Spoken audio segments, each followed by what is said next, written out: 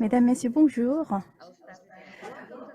Je ne savais pas que le micro était éteint. Bienvenue à la session 3.2 qui porte sur les ressources et matériels pédagogiques. Je crois que vous êtes tous d'accord avec le fait que les ressources et les matériels pédagogiques sont extrêmement importants parce que ce sont des supports que les enseignants peuvent utiliser. Donc, justement, c'est ce dont nous allons parler durant la session 3.2. Nous avons trois intervenants, je vais vous les présenter. Tout d'abord, nous avons Monsieur Denis Signolo, qui est directeur du Bureau régional africain de l'International de l'éducation. Depuis 2006 jusqu'à 2020, Monsieur Denis Signolo était coordinateur principal et il a ainsi mené des projets de recherche très variés et il était basé à Bruxelles. Également concernant la pédagogie et les enseignants, il a mené des projets de recherche et il a obtenu son doctorat à l'Université de l'Afrique du Sud. Le deuxième intervenant, c'est Madame Mary Chijangi, chef de département partenariat en lien, Centre pour l'enseignement des mathématiques, des sciences et de la technologie en Afrique. Et elle a obtenu son doctorat à l'université de Nairobi. Et au sein du CEMASTI, ce centre de l'enseignement des mathématiques, donc elle dirige ce centre. Surtout, elle est en charge de l'éducation STEM et elle fait beaucoup d'efforts pour la mise en relation de différents secteurs concernés. Je vais maintenant vous présenter le troisième intervenant qui est un de mes collègues. Il s'agit de Monsieur Temecen Enjita qui travaille en Allemagne. Actuellement, il est chargé de programme au sein de l'Institut international de l'UNESCO pour le renforcement des capacités en Afrique, IRCA. Et en tant qu'expert, il est en charge de la formation des enseignants en Afrique. Il est en charge de la création des contenus, l'évaluation, la valorisation des TIC, la conceptualisation et le projet ODTI. Ce sont ces domaines d'expertise. Voilà, je vous ai brièvement présenté les trois intervenants. J'ai préparé quelques questions pour commencer ce débat. Je vais vous les montrer. Donc, ces questions s'adressent à trois intervenants. Tout d'abord, je vais poser des questions à monsieur... Ah non, avant de poser des questions, nous allons écouter la présentation et après, nous pourrons poser des questions. Je m'excuse. Je m'excuse. Ah oui, voilà, je vais poser des questions.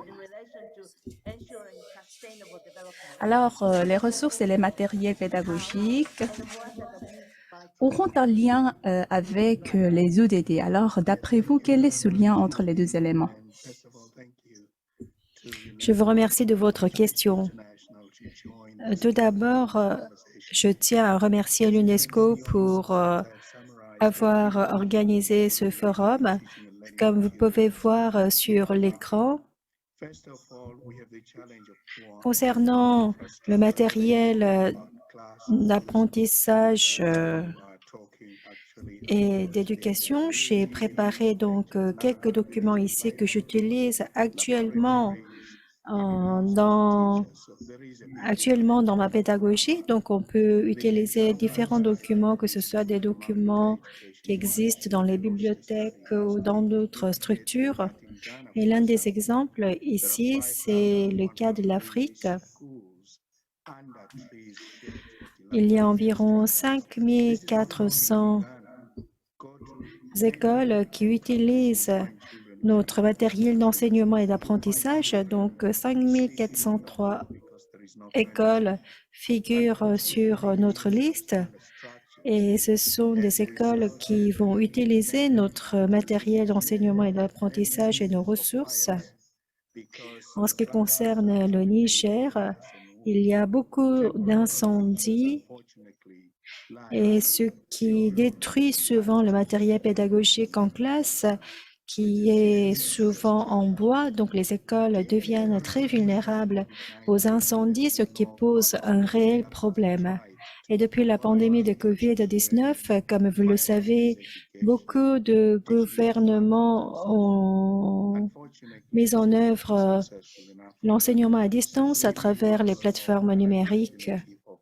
En Afrique également aussi, nous avons l'enseignement à distance, mais le problème, c'est que nous n'avons pas d'infrastructure numérique suffisamment développée, donc nous avons encore un long chemin à parcourir car nous sommes en manque des ordinateurs ou des connexions Internet. Et il y a également aussi des lacunes en ce qui concerne les compétences des enseignants qui n'ont pas suffisamment de connaissances requises pour pouvoir dispenser des cours en ligne. Et donc, c'est l'un de nos problèmes. Et en ce qui concerne le matériel pédagogique et d'apprentissage, le matériel le plus souvent utilisé, ce sont les manuels scolaires. Les manuels scolaires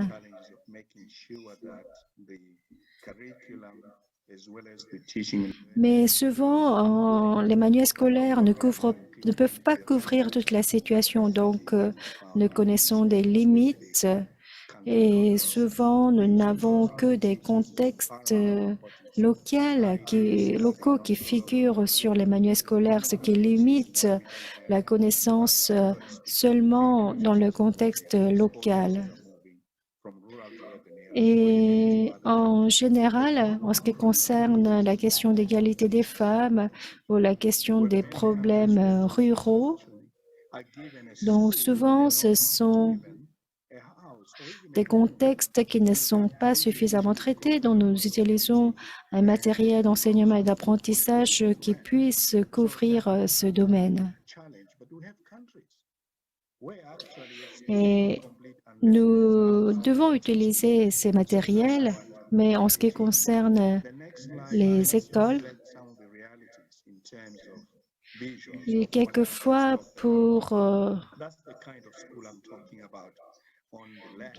nous connaissons également des problèmes en ce qui concerne les logements des enseignants qui doivent donner des cours dans des régions très reculées. Et donc, vous avez des exemples très différents en fonction des régions. Et il y a aussi la question des droits de l'homme, en ce qui concerne les enseignants, la question des pouvoirs des enseignants. Merci beaucoup, Denise. Merci beaucoup de vos explications très détaillées en ce qui concerne la situation en France. Donc, on voit quelle est la situation à laquelle font face les enseignants en Afrique. Donc, maintenant, je vais passer la question à Marie. Oui, en ce qui concerne l'éducation STEM, ce dont nous avons besoin pour la réalisation des ODD, nous aurons des matériels et des ressources requises. Nous vous écoutons. Oui, merci beaucoup, Madame Yumiko. Je voudrais remercier également l'UNESCO de m'avoir donné cette occasion précieuse de pouvoir vous présenter les ressources et les matériels pédagogiques dont nous aurons besoin pour la réalisation des objectifs de développement durable. Surtout, je vais me focaliser sur les ressources et les outils pédagogiques nécessaires dans l'éducation STEM, sciences, technologies, ingénierie et les mathématiques. D'après mes connaissances, lorsque nous voulons expliquer ce dont nous avons besoin, il faut bien savoir connaître ce concept. Nous aurons besoin des connaissances ou bien des aptitudes. Et dans le secteur éducatif, nous voulons améliorer la qualité de l'éducation et ça se passe en ligne ou bien ça se passe hors ligne. Et de manière générale,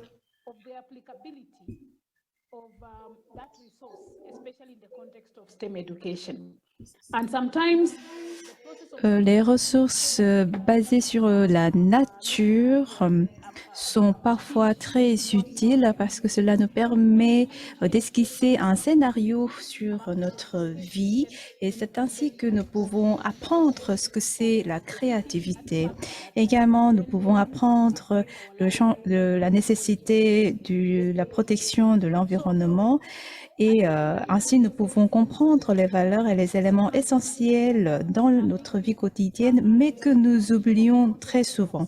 Et si on utilise ces ressources et matériels, les apprenants peuvent, lorsqu'ils sont face à des problèmes, trouver des solutions et d'y trouver des concepts. Et avec, en plus de l'acquisition des connaissances, ils peuvent savoir communiquer ces connaissances. Basé sur mes expériences pédagogiques au lycée, en effet, j'ai enseigné les mathématiques. Par exemple, il n'est pas vraiment facile d'enseigner les mathématiques très basiques. Par exemple, lorsqu'on dit algèbre en anglais, il est déjà difficile de le traduire en langue locale parce que sinon les élèves ont du mal à comprendre ce que c'est. C'est pour cela que nous devons connaître le niveau de compréhension des élèves. En plus, nous devons enseigner comment ces connaissances peuvent être mises en pratique dans la vie quotidienne. Ainsi, les enfants peuvent apprendre à appliquer ces principes. Nous avons également besoin des matériels et des ressources pédagogiques innovants.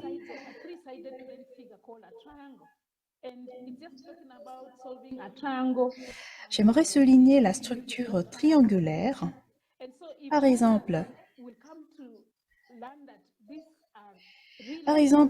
lorsque les élèves doivent trouver le degré d'un triangle, au lieu d'expliquer tant de choses sur le concept, il faut leur expliquer dans quel contexte nous pourrons être confrontés à ce genre de problème et comment résoudre ce problème. Donc, en fin de compte, ainsi, nous pouvons réaliser l'objectif de développement durable dans les milieux scolaires. Ça serait déjà le début de la réalisation des objectifs. Merci. Oui, merci beaucoup.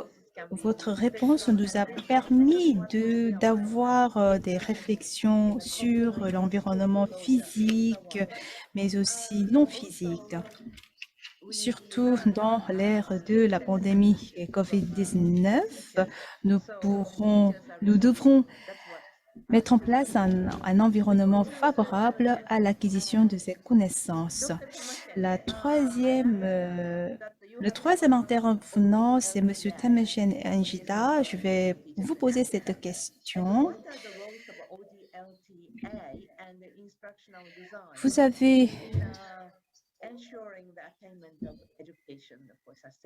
Vous avez déjà développé des outils d'apprentissage ouverts et à distance. Je voudrais savoir comment on peut relier ce concept à la réalisation des ODD. Oui, je vous remercie. Et Docteur Yomiko, je remercie également les organisateurs pour le forum. Concernant l'apprentissage ouvert à distance, donc c'est un matériel ouvert, matériel d'apprentissage ouvert à distance, et il est très important de pouvoir pleinement profiter de ce genre de matériel, car à travers cet outil ouvert à distance, nous pouvons donc déployer un apprentissage non seulement en présentiel, mais également un apprentissage qui peut être accessible à tous. Et notamment en ce qui concerne les pays africains, la question de l'accès est très importante. L'objectif que nous affichons est de fournir une éducation de qualité dans un environnement numérique et ce, dans des conditions très stables. En outre, Nous avons mis en place également une évaluation et une analyse en ce qui concerne l'objectif de l'évaluation. C'est comme suit. Dans des contextes différents, dans des contextes pédagogiques différents, c'est d'abord de regarder quels sont les matériels qui sont utilisés et si ce sont des matériels qui sont adaptés au contexte pédagogique et est-ce que ce sont des matériels qui sont pleinement utilisés et est-ce que ce sont vraiment des matériels qui sont utilisés dans le cadre de l'apprentissage ouvert à distance et est-ce que et nous voulons aussi mettre en place une ingénierie pédagogique de qualité et nous voulons également voir quel est l'aspect accessibilité et l'évaluation en la matière. Merci beaucoup de votre réponse, Temesheng Ingeda. Je pense que nous avons revu un peu ce qui a été dit par les trois personnes en ce qui concerne donc le matériel pédagogique. Il y a aussi un matériel pour l'apprentissage ouvert à distance, ce qui est très important. Et à partir de maintenant, comme nous avons fait un tour des questions, maintenant nous allons nous adresser à chacun de nos orateurs pour voir si d'autres personnes veulent intervenir. Donc, ceux qui veulent intervenir, veuillez lever votre main, s'il vous plaît. Avez-vous des questions?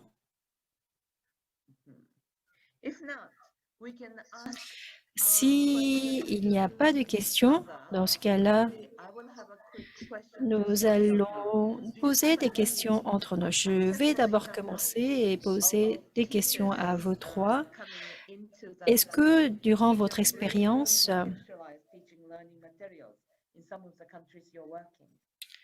les enseignants, est-ce qu'ils ont eu des cas de réussite dans l'utilisation des matériels bien contextualisés? Est-ce qu'on peut commencer avec... Oui, allez-y si vous voulez commencer. Commencez, Marie. Oui, nous avons connu un cas de réussite en la matière. Concernant la STEM, les enseignants eux-mêmes ont élaboré leur matériel et ressources pédagogiques. Ainsi, les apprenants ont pu se rendre compte qu'ils peuvent réussir dans les disciplines comme les mathématiques et de la science. Je vais citer l'exemple du Kenya. Dans ce pays, les enseignants ont mis en place des outils numériques pour enseigner comment se déroule la diffusion d'électricité. C'est-à-dire qu'ils ont fait en quelque sorte une simulation pour que les apprenants puissent comprendre mieux. Également, ils ont utilisé la plateforme Zoom et d'autres plateformes numériques pour enseigner les élèves comment utiliser ces outils et ils ont pu ainsi faire comprendre le concept de la division électrique. Par exemple, avec des ampoules, il faut mettre la lumière, mais si nous n'avons pas ce genre d'outil pédagogique, il est difficile de comprendre ce concept. Également, il y avait un cours qui portait sur notre corps, notre différents organismes du corps.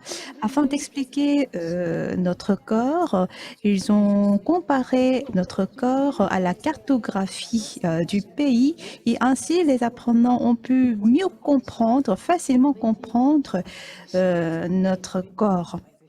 Ce que je voudrais vous dire, c'est que nous pouvons créer ce genre de matériel innovant et créatif. Merci beaucoup, Madame Marie. Donc, moi aussi, je m'intéresse beaucoup à l'éducation des disciplines STEM et j'en ai déjà des expériences. Nous avons fait recours à des matériels très variés et nous avons utilisé vraiment une grande variété de matériel et de ressources. Et avec ces matériels matériel, nous avons pu améliorer la créativité chez nos apprenants, comme vous l'avez connu. Merci beaucoup d'avoir partagé vos expériences. Nous n'avons pas de questions sur le chatbox. Nous allons maintenant parler un petit peu des cas de réussite. Monsieur Denis Signolo ou bien Monsieur Temeshen Njida, est-ce que vous pouvez répondre à cette question? Oui, moi aussi, j'aimerais partager avec vous des exemples. C'était des matériels qui étaient très constructifs et qui étaient très détaillés en ce qui concerne l'enseignement en Afrique. Et c'était un projet que nous avions mis en place au Burkina Faso. C'était une formation qui était très approfondie. Donc, pour développer le matériel pédagogique qui s'adresse aux élèves, comment on doit concevoir ce matériel, comment on doit concevoir un matériel qui est très contextualisé. Et donc, c'était une formation que nous avions mise en place dans ce but. Et le matériel peut être sur des régions très précises, ou par exemple des lacs, des fleuves, des éléments géographiques. Et ensuite, un deuxième exemple, c'était pour une formation qui s'adressait aux éducateurs de la petite enfance et c'était jouer pour apprendre. Donc, nous avons formé des éducateurs pour le programme Jouer pour apprendre. Par exemple, c'est un programme qui impliquait l'utilisation de différents jouets et donc comment former un cadre qui favorisait le jeu pour apprendre. Et nous avons également inclus le parti apprentissage ouvert à distance.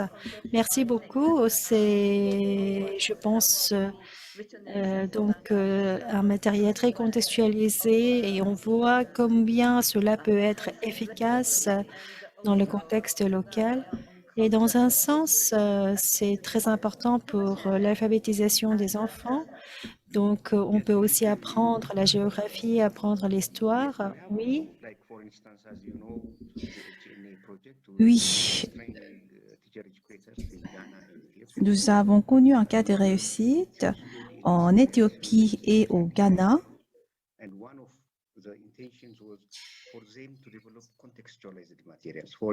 L'un des objectifs que nous avons affichés avec ces projets, c'était de contextualiser les matériels et les outils pédagogiques. Pour ce qui est du Ghana, nous nous sommes focalisés sur la conception des matériels écologiques pour permettre une éducation à la question du changement climatique. Donc, dans l'éducation au changement climatique, nous avons fait recours à des matériels et ressources contextualisées. Ce sont par exemple le niveau de pollution de la rivière, l'impact du changement climatique sur notre vie quotidienne. Également, dans chacun de ces programmes, les enseignants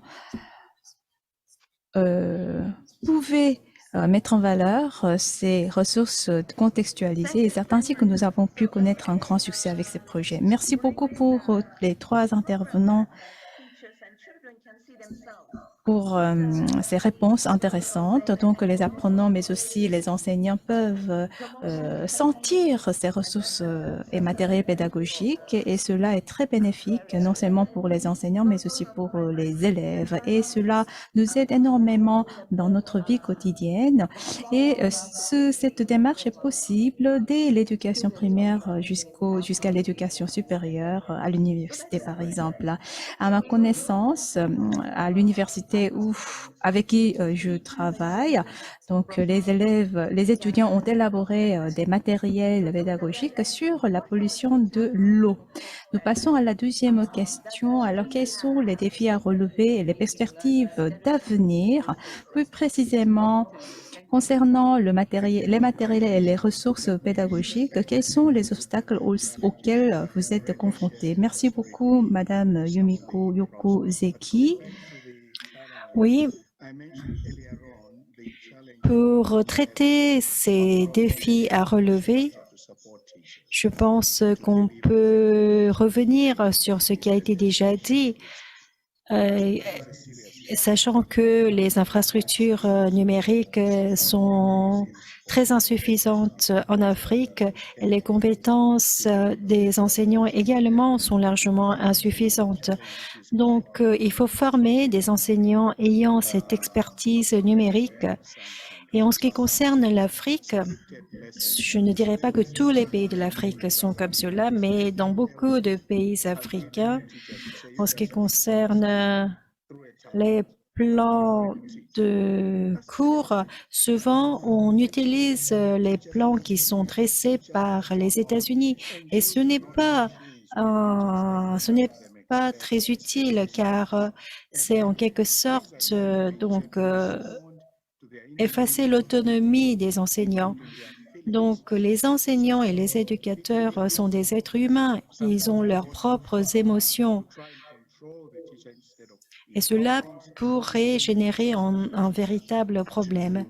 Et dans quelques situations, concernant l'autonomisation des enseignants, il faut que nous puissions réfléchir un peu plus, ce qui fait que nous avons besoin d'utiliser un matériel contextualisé et dans le but d'autonomiser les enseignants. Et concernant le curriculum, pour la définition du curriculum, nous avons une large panoplie de textes scolaires, mais quel texte scolaire choisir doit revenir à l'enseignant. C'est la décision qui doit être prise par l'enseignant. Et il faut choisir le texte scolaire adapté et aussi il faut pouvoir créer son propre matériel pédagogique et le publier. Je pense que cela peut être une expérience très utile. Et j'aimerais toucher un mot concernant les perspectives de l'avenir. En ce qui concerne les enseignants, il faut qu'ils puissent être en mesure de pouvoir concevoir leur propre matériel pédagogique. Et il faut être à l'écoute de ces enseignants, il faut leur donner de l'autonomie.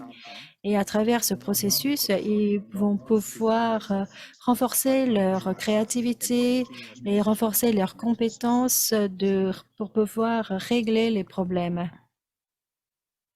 Merci. Merci beaucoup de votre réponse. Oui, je pense que c'était une réponse qui nous a beaucoup marqué. Il faut pouvoir avoir confiance en nos enseignants, il faut respecter nos enseignants, il faut les autonomiser et il faut les inclure également dans le processus de la prise de décision. Donc, dans l'élaboration de la politique, dans la prise de décision, nous devons absolument inclure nos enseignants et nous savons parfaitement que la réalité n'est pas telle qu'elle. La question suivante s'adresse à Madame Marie Chichangui. Je voudrais parler toujours des défis à relever. Pour ce qui est du secteur STEM, quels sont les obstacles et les enjeux majeurs que vous connaissez?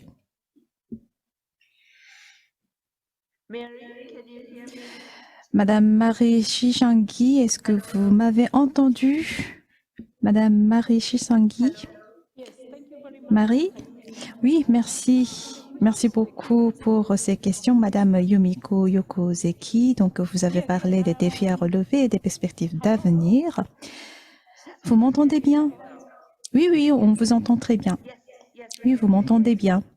Oui.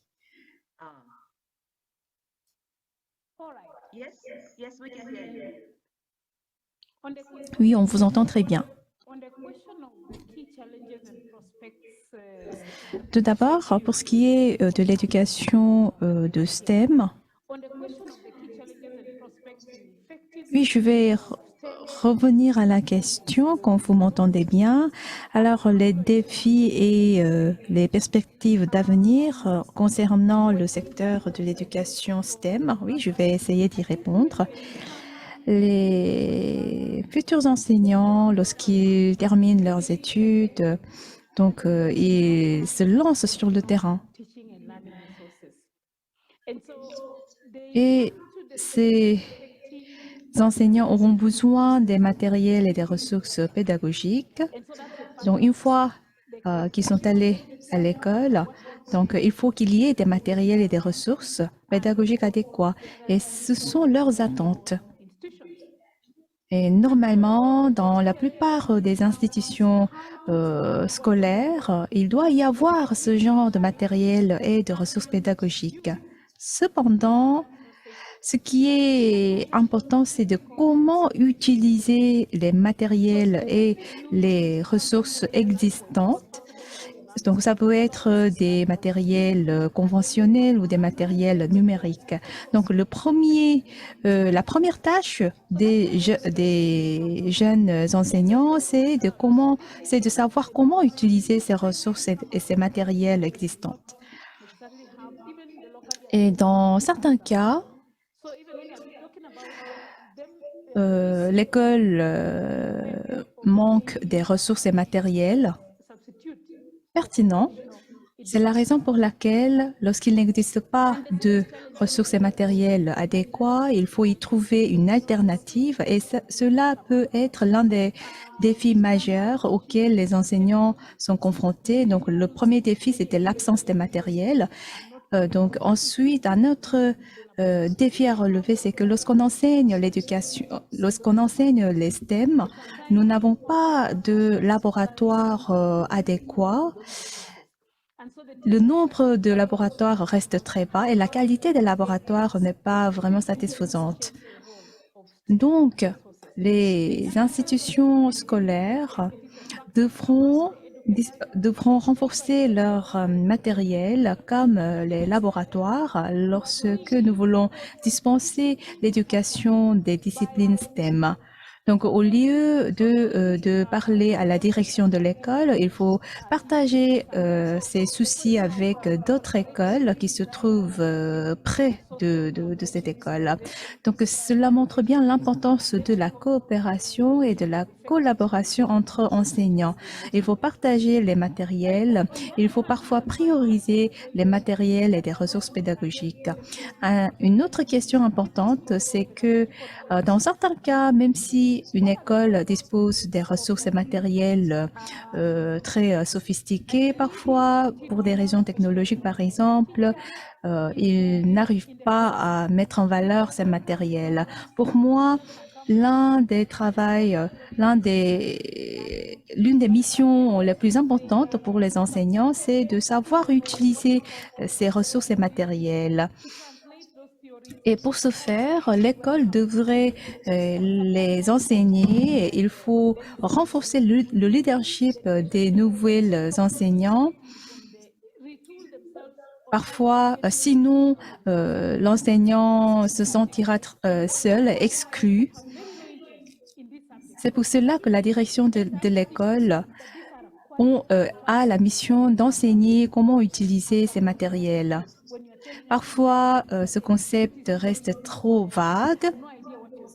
Comme je vous ai déjà dit, pour ce qui est des disciplines STEM, beaucoup d'enfants ne s'intéressent pas vraiment à ces disciplines et parfois les concepts sont trop vagues pour eux.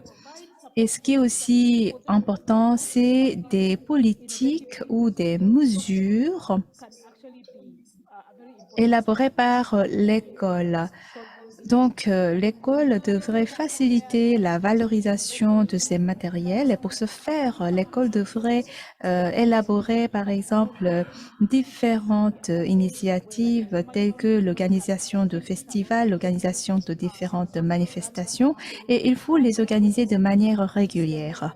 Par exemple, entre les enseignants ou entre les élèves, il peut y avoir des ressources numériques très intéressantes et nous pourrions dans ce cas-là organiser un événement où nous pouvons partager le savoir-faire d'utilisation de ces matériels pédagogiques. Si on arrive à partager ces savoir-faire, nous pouvons mettre en valeur les matériels existants.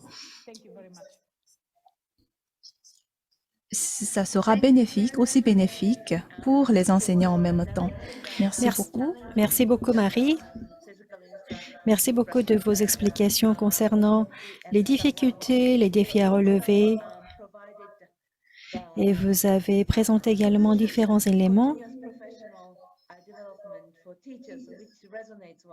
Et vous avez également parlé des solutions à ces problèmes, l'attitude des enseignants, comment nous pourrons régler tout cela, etc. Donc, vous nous avez expliqué de manière détaillée et je vous en remercie. Et maintenant, je vais passer le micro à Temeshin concernant donc les enjeux actuels et les perspectives à venir, notamment en ce qui concerne l'utilisation efficace du matériel d'apprentissage et d'éducation. Quelles sont les difficultés? Merci beaucoup. En ce qui concerne d'abord les difficultés, je pense que on en a une panoplie, mais je pourrais expliquer de manière un peu simple comme suit. Tout d'abord, concernant l'accès à l'apprentissage en distanciel et Internet. Pour améliorer l'accès à Internet, nous devons nous connecter aux plateformes numériques. On peut utiliser BBL, etc. Nous devons absolument être connectés à ces plateformes numériques. Et utiliser cet environnement numérique est l'un des problèmes auxquels font face certains pays. Et s'il y a fermeture des écoles, dans ce cas-là, nous pourrons utiliser les réseaux sociaux ou d'autres plateformes et nous pourrons donc les utiliser de manière efficace lors de la fermeture des écoles. Et c'est aussi un point qui n'est pas facile pour nous. Pour régler ces problèmes, nous avons déployé plusieurs initiatives, par exemple en ce qui concerne les enseignants.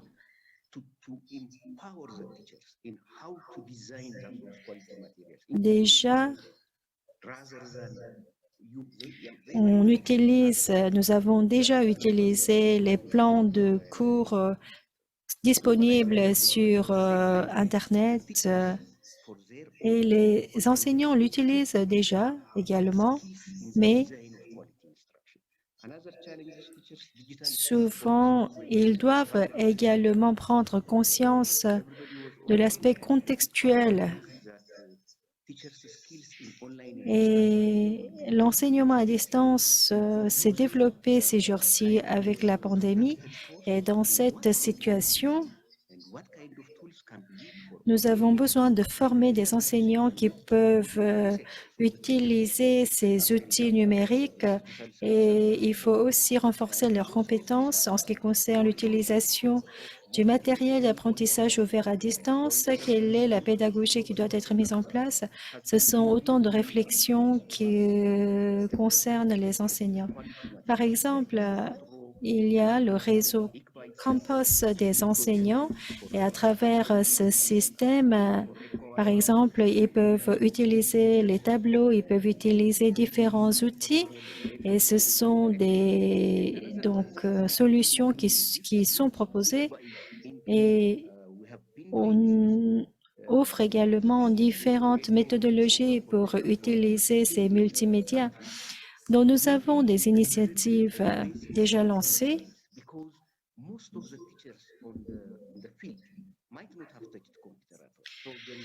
Et les compétences de base, les compétences informatiques de base aussi sont des programmes qui sont mis en place pour pouvoir relever les défis auxquels nous faisons face, notamment en ce qui concerne la pandémie de COVID-19. Nous voyons que nous avons besoin justement de ces compétences car les écoles ferment leurs portes et nous devons donc offrir un apprentissage à distance. Et parmi les solutions qui sont devant nous, développer le matériel pédagogique va être aussi une solution très importante. Je vous remercie. Je vous remercie, Tamechen. Vous avez parlé de différents problèmes, de accès à Internet, accès aux plateformes numériques, accès à l'électricité, et vous avez également parlé des problèmes sociétaux. Je sais que nous avons fait face à beaucoup de problèmes avec la pandémie de Covid qui nous a fait beaucoup réfléchir. Mais en même temps, nous avons aussi beaucoup appris à cause de la pandémie de Covid-19. Quelles sont les opportunités que nous devons saisir dans l'avenir? Oui, je vois que nous avons une question qui s'adresse à Marie. Et vous deux aussi, vous êtes libre de participer à cette question. Comment dans les écoles, je sais que les sujets sont dispensés, l'enseignement des sujets sont dispensés par matière, et comment vous pouvez mesurer donc la réussite du STEAM dans les écoles? Par exemple, il y a des cours de physique, il y a des cours de mathématiques, il y a des cours de biologie qui sont enseignés. Donc, ce sont des matières qui sont donc enseignées un à un, mais comment vous mesurez la réussite de STEAM? Oui, je vous remercie de votre question. Oui, c'est vrai que nous avons encore un long chemin à parcourir car c'est vrai que l'enseignement se fait en fonction de chaque matière. Et le concept de STEAM n'est apparu que très récemment.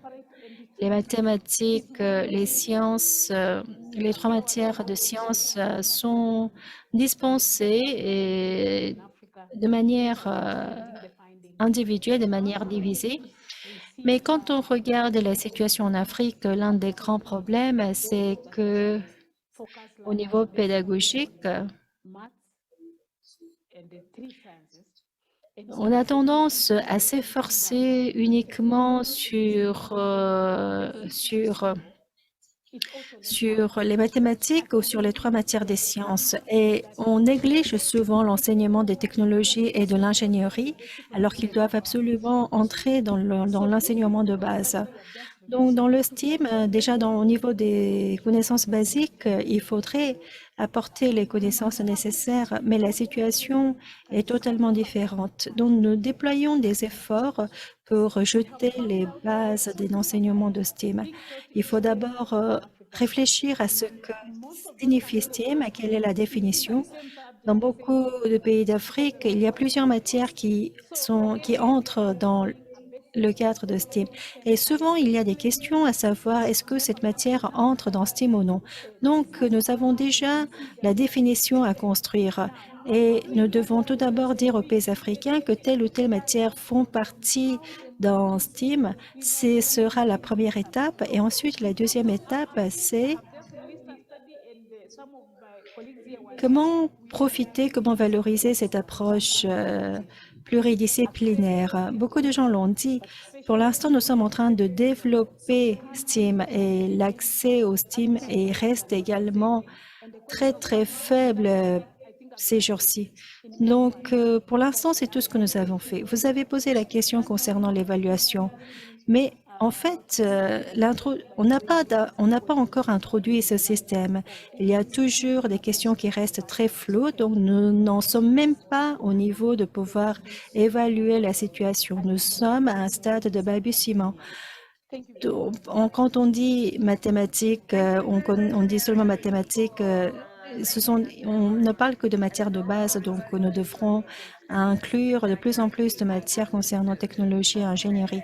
Oui, merci beaucoup de votre réponse et je m'intéresse aussi de vos études récentes. Donc, je vous remercie de votre réponse. Je sais que la méthodologie pluridisciplinaire est très importante et STEAM, c'est un domaine qui peut couvrir énormément. Par exemple, on pourra même inclure la mode ou l'architecture.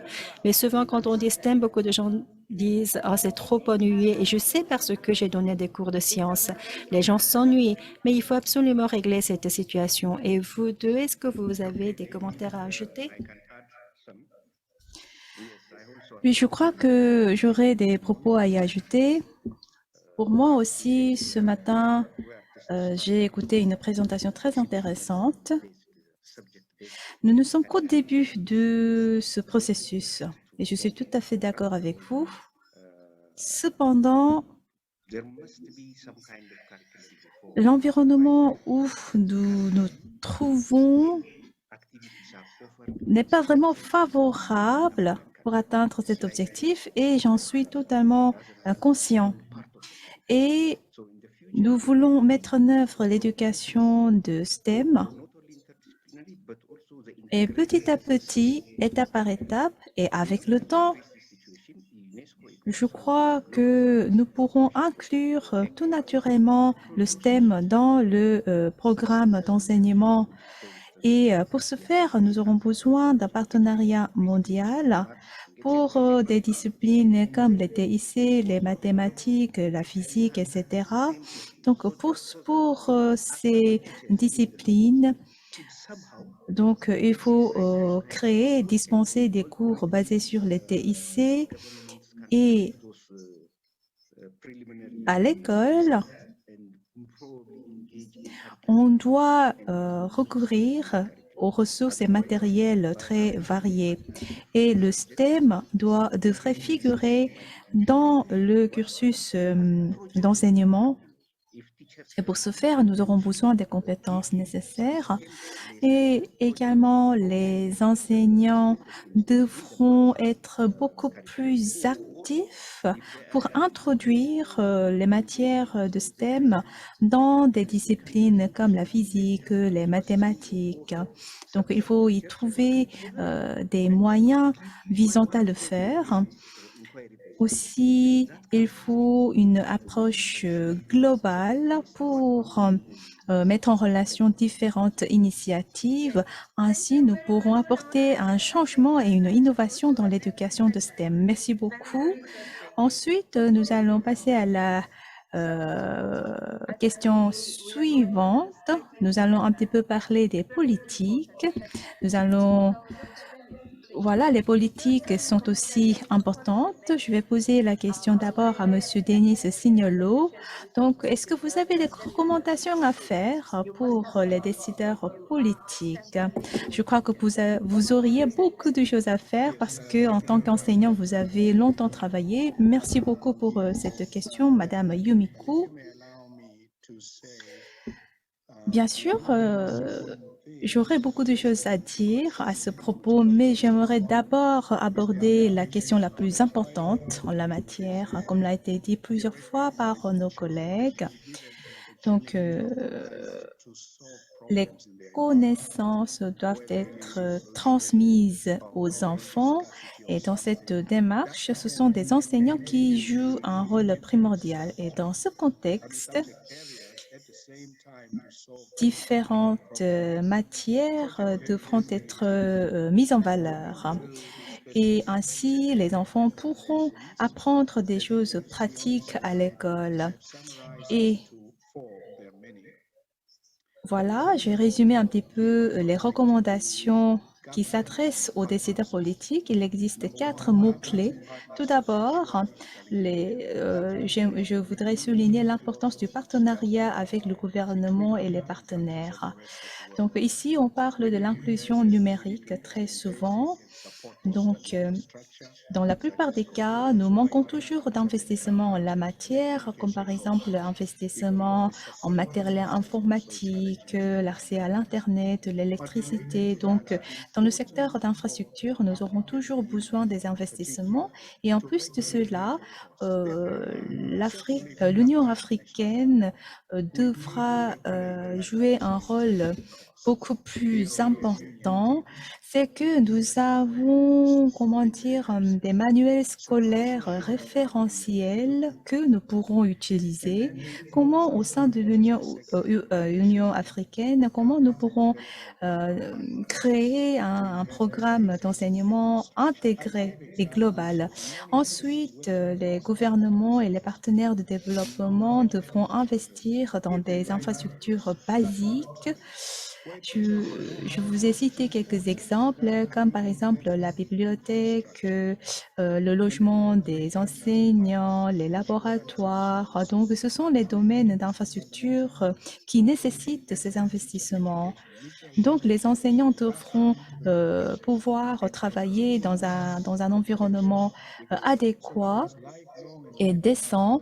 Donc, de manière soutenue, nous devrions former les enseignants et nous devrions développer leurs compétences. Sans ce genre d'aide, nous ne pourrions jamais offrir une bonne qualité de l'éducation. Ce qui est aussi important, c'est que non seulement les leaders de l'école, ce qui est aussi important, c'est de dispenser une éducation de qualité pour tous. Et les gouvernements et les partenaires devront, lorsqu'ils connaissent un problème, ils doivent élaborer des politiques adéquates. Parfois, ils légifèrent. Par exemple, pour ce qui est le curriculum, le programme d'enseignement, il peut y avoir plusieurs facteurs concernés, les matériels et les ressources pédagogiques, par exemple. Donc, toutes ces informations, toutes ces ressources doivent être mises en valeur. Par exemple, nous aurons besoin de publier des manuels scolaires et des ressources pédagogiques nécessaires. Donc, ce sont les recommandations que nous formulons de manière soutenue au sein des gouvernements et des partenaires de développement. Et voilà, pour résumer, il faut vraiment une aide importante qui s'adresse aux enseignants. Ce sont eux qui peuvent aider nos enfants. Donc, ils jouent un rôle extrêmement important. C'est pour cela que les enseignants ont besoin de beaucoup d'aide. Pour ce qui est de l'Afrique, nous menons des recherches. Nous sommes au début de ces recherches qui portent sur les projets pédagogiques, des projets de fourniture d'infrastructures à l'école. Et après après avoir obtenu les résultats dans le cadre de ce projet de recherche, nous pourrions formuler une autre recommandation s'adressant au gouvernement et aux partenaires. Merci beaucoup pour vos réponses. Cela nous a permis de comprendre de manière globale les questions liées à l'apprentissage tout au long de la vie, liées aux aides nécessaires pour nos enseignants. Maintenant, nous allons écouter Madame Marie. Est-ce que vous avez des recommandations à formuler qui s'adressent aux décideurs politiques, et surtout concernant l'éducation de STEAM et pour aider les enseignants qui travaillent sur le terrain, quelles seront les recommandations que vous pourriez formuler? Merci beaucoup, Madame Yumiko. J'ai préparé quelques recommandations pour les décideurs politiques. Si nous mettons en œuvre ces recommandations, je crois que nous pourrons améliorer la qualité de l'éducation STEAM. Tout d'abord, il nous faut des politiques et des plans globaux. Et en Afrique, nous sommes en train d'élaborer des politiques qui portent sur les STEAM, mais lorsqu'on regarde de plus près ces politiques mises en place, que ce soit pour les mathématiques, que ce soit pour la physique, ce qui est force est de constater qu'il y a plutôt une approche descendante, mais ce n'est pas approprié. Parce que si les enseignants sont exclus dans l'élaboration des politiques, donc ça ne sera pas efficace. Donc il nous faut une approche ascendante plutôt qu'une approche descendante. C'est ainsi que les enseignants peuvent améliorer la qualité de leur enseignement. Donc, il ne faut pas que le ministre, par exemple, le ministre de l'Éducation oblige les enseignants à faire telle ou telle chose, mais ce n'est pas ce que nous voulons. Les enseignants devront être beaucoup plus impliqués dans l'élaboration des politiques parce que ce sont eux qui ont besoin des aides. Autrement dit, il faut écouter les enseignants qui travaillent sur le terrain. Il faut que les enseignants osent leur voix. Ainsi, ainsi, nous pouvons refléter leurs besoins, leurs voix dans l'élaboration des politiques. Également, nous devons réfléchir à la manière de mobiliser les ressources. Sinon, a priori, ça peut être une très belle politique, mais s'il s'agit d'une approche descendante, cette approche ne sera pas vraiment efficace sur le terrain. C'est pour cela qu'il faut souligner cette approche ascendante. J'aimerais mettre l'accent sur le rôle de l'école. C'est l'école qui doit savoir mobiliser les ressources. Ce sont les enseignants qui doivent avoir une voix dans l'élaboration des politiques. Deuxièmement, j'aimerais souligner le suivi et la motivation. Nous sommes tous des êtres humains. Comme nous sommes humains, nous voulons travailler dans un environnement meilleur. C'est naturel. Donc, il faut créer un environnement favorable, décent pour nos enseignants. Après avoir terminé leurs études, lorsqu'on devient enseignant, parfois l'environnement est vraiment défavorable. Si je peux me rappeler, donc la condition n'était pas vraiment adéquate pour dispenser des cours de STEAM. Donc, pour avoir une approche innovante, il me fallait une motivation, il me fallait de l'encouragement. C'est pour cela que nous avons besoin du monitoring et de la motivation au sein de nos enseignants. Troisièmement, nous devons établir des écoles modèles exemplaires de STEM. Nous devons désigner les écoles exemplaires. Il faut généraliser ce cas dans tout le territoire. Quelle école aurons-nous besoin? Quel est notre objectif? Donc, ce sont des questions sur lesquelles nous devons réfléchir ensemble.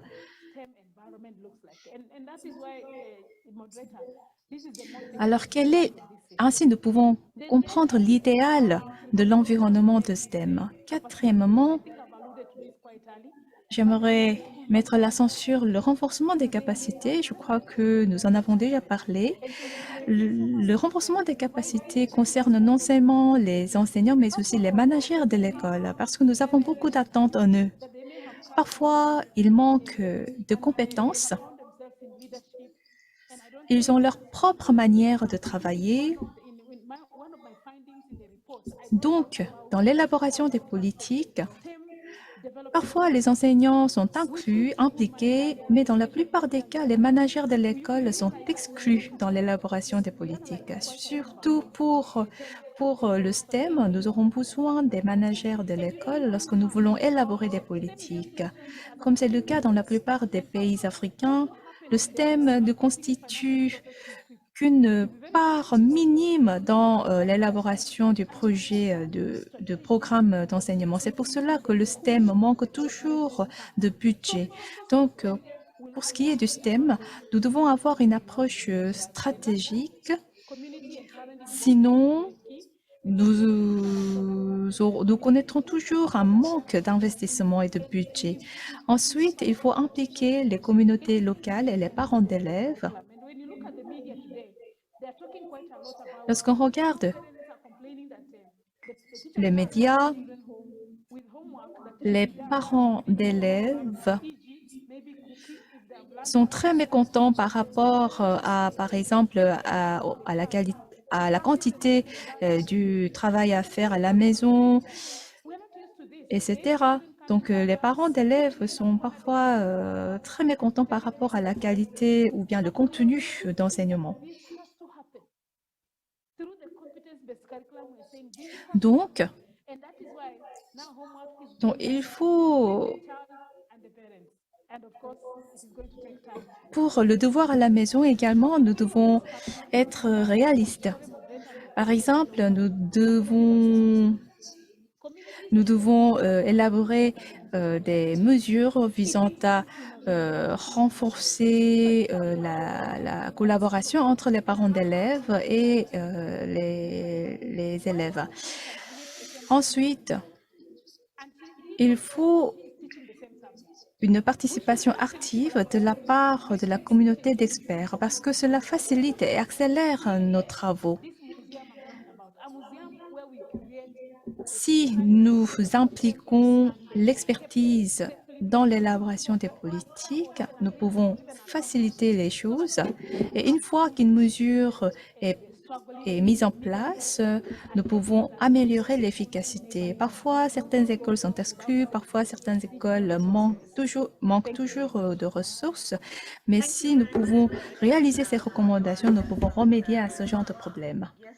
Oui, merci beaucoup. C'était très important et je vous remercie de votre réponse. Moi aussi, je suis totalement d'accord avec ce que vous venez de dire concernant justement la recommandation concernant les politiques. Monsieur Temesha, si vous avez encore un mot à ajouter concernant le développement des curriculums et concernant justement ces projets pour les éducateurs sur le terrain. Oui, merci beaucoup. Je pense qu'il peut y avoir différents domaines et j'aimerais citer 4 éléments qui me semblent les plus importants. Je travaille au sein de l'UNESCO et je m'occupe du renforcement des capacités en Afrique. Et quand le projet sera terminé,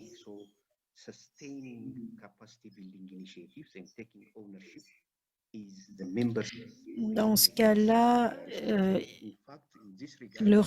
la propriété du renforcement des capacités est une question très importante et c'est pour ça que j'aimerais m'adresser aux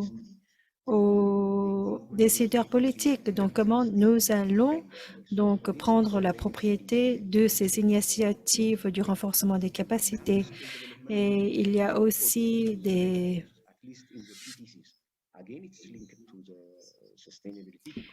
et dans le cadre des TTC et des universités, il est important de voir comment nous pouvons mettre en place une éducation durable. En ce qui concerne le Nigeria, nous avons un projet dans ce pays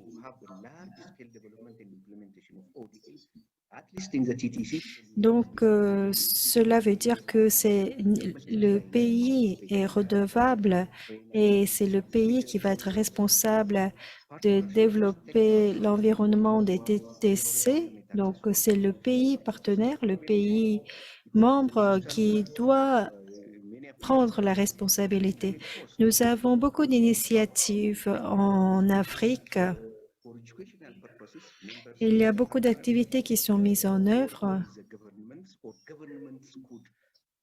Par exemple, nous avons aussi des initiatives avec le partenariat des autres acteurs et nous utilisons ce networking.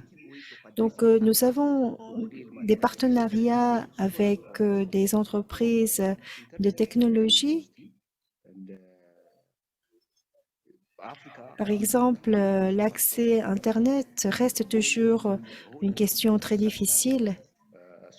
C'est un problème auquel font face beaucoup de pays en Afrique.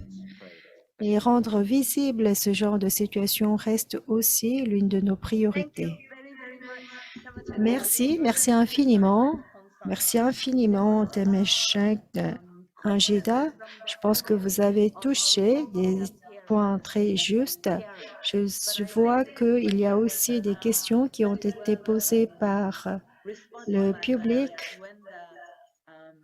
Mais je pense que Marie a déjà répondu en quelque sorte à cette question quand les enfants reviennent après l'école à la maison et qu'ils viennent avec des devoirs à faire. Comment est-ce que les parents pourront les encadrer, les aider, passer un temps avec eux? Et justement, c'est aussi un mode d'apprentissage auquel aspire l'UNESCO, c'est-à-dire que l'enfant ne va pas travailler tout seul dans son coin. C'est plutôt, nous voulons favoriser un cadre où les parents pourront aider les enfants et que les enfants puissent travailler ensemble. Je pense que le moment est venu de clore notre session. La session a été très intéressante, mais voilà, je me rends compte que je ne me suis pas présentée et je me présente. Je suis Yumiko Yokozeki, directrice de l'Institut international de l'UNESCO pour le renforcement des capacités en Afrique, dont je m'occupe du développement des curriculums et de la formation des enseignants, etc. Aujourd'hui, nous avons mis au cœur de notre débat la région Afrique, car c'est la région qui donc nous présentait des défis à relever. Et nous avons donc réuni aujourd'hui le bureau régional africain et le CEMASTEA, également l'IRCA. Donc nous avons entendu plusieurs recommandations. Cela a été une séance très intéressante. Tous mes remerciements à tous celles et ceux qui nous ont rejoints sur YouTube et j'espère que cela a été un grand insight pour vous tous. Nous avons parlé de l'Afrique, mais en même temps, plusieurs enjeux ont un aspect universel et je pense que dans beaucoup d'autres pays, d'autres régions, vous vous êtes sentis concernés, notamment en ce qui concerne les défis à relever sur le numérique, sur les infrastructures, concernant l'électricité également, mais ce sont autant d'opportunités qui se présentent devant nous et ce sera l'opportunité pour nous d'utiliser l'énergie propre de l'Afrique. J'ai vécu moi-même à Addis Ababa et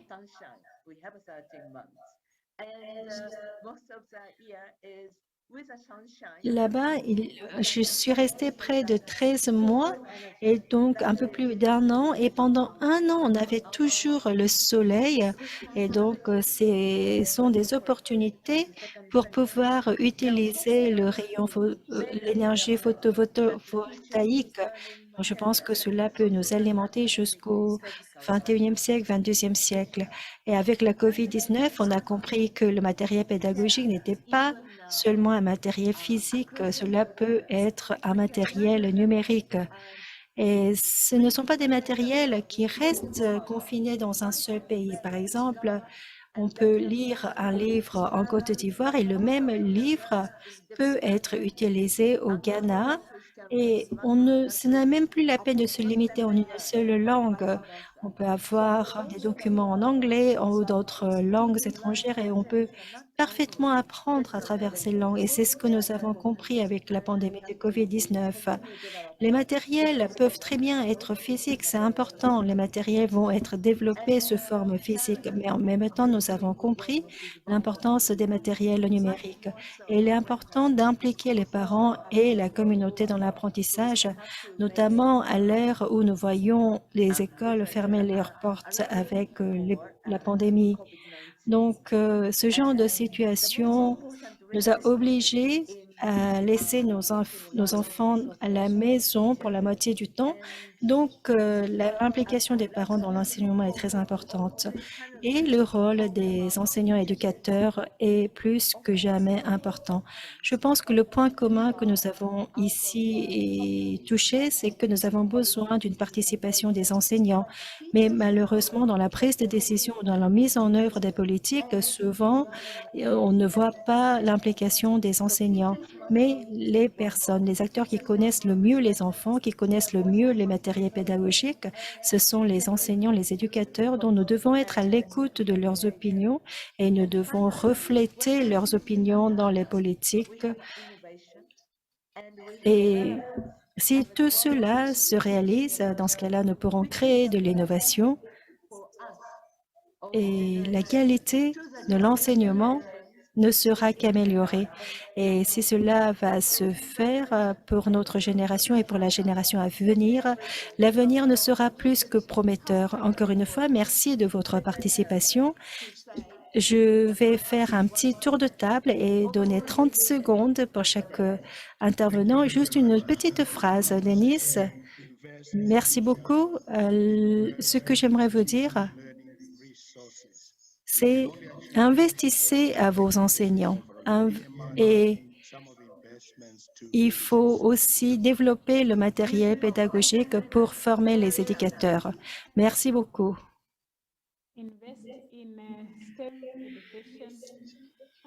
Moi, j'aimerais dire investissez dans l'enseignement de STEAM et créez des écoles exemplaires dans l'enseignement de STEAM.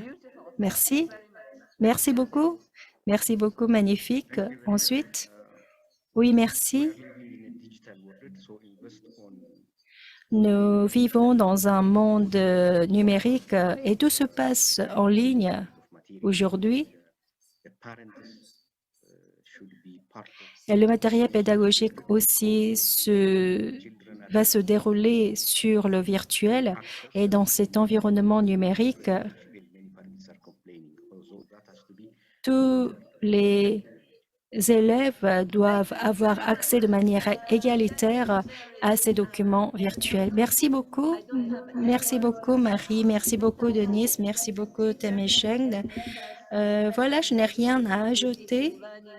Nous avons parlé de beaucoup de choses et investir aux éducateurs, investir en matériel, c'est très important. Merci encore une fois aux organisateurs. Merci au gouvernement coréen. Merci beaucoup.